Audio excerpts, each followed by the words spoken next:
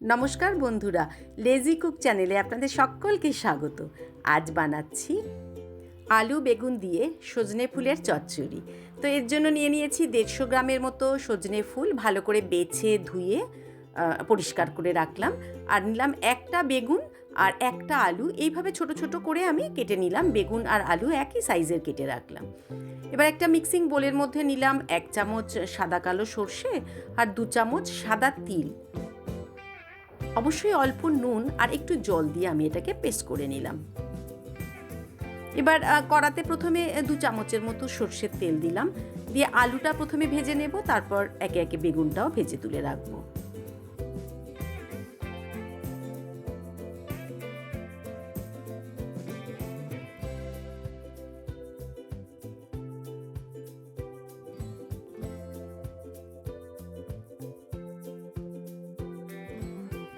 এখানে আলুটা একটু লাল লাল করে ভেজে প্রথমে তুলে রাখলাম।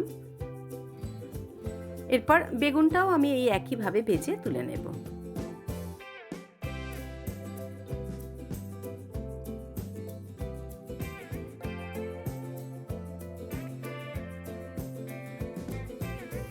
এবার কড়াতে আরও 2 চামচের মতো সর্ষের তেল দিলাম।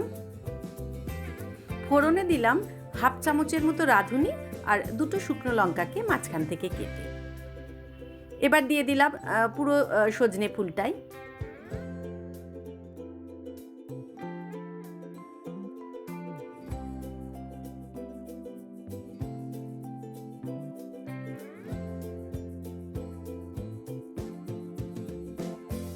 এবার দিয়ে দিলাম স্বাদ মতো নুন আর এই 1/2 চামচের মতো হলুদ গুঁড়ো।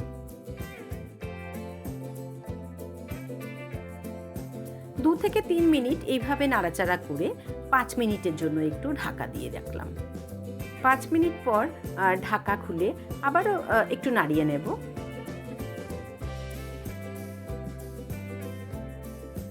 এবার ভেজে রাখা আলু আর বেগুন দিয়ে দিলাম। খুব ভালো করে নাড়িয়ে আমি এটাকে মিশিয়ে নেব।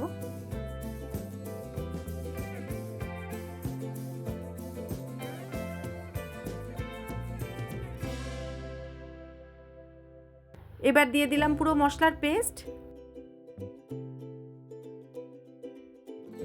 অল্প একটু নাড়াচাড়া করে ওই মিক্সির বাটিতে অল্প একটু জল দিয়ে সেই মশলার জলটাও আমি এতে দিয়ে দিলাম।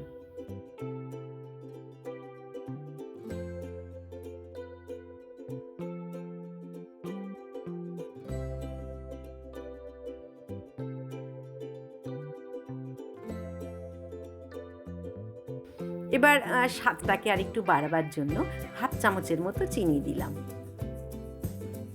অল্প নাড়াচাড়া করেই নামিয়ে নেব, কারণ একদম গা মাখা হয়ে গেছে।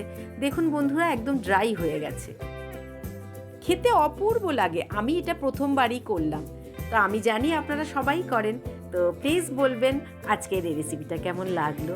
ভালো লাগলে একটা লাইক দেবেন। নতুন বন্ধুরা পছন্দ হলে প্লিজ আমার চ্যানেলটাকে একটু সাবস্ক্রাইব করবেন।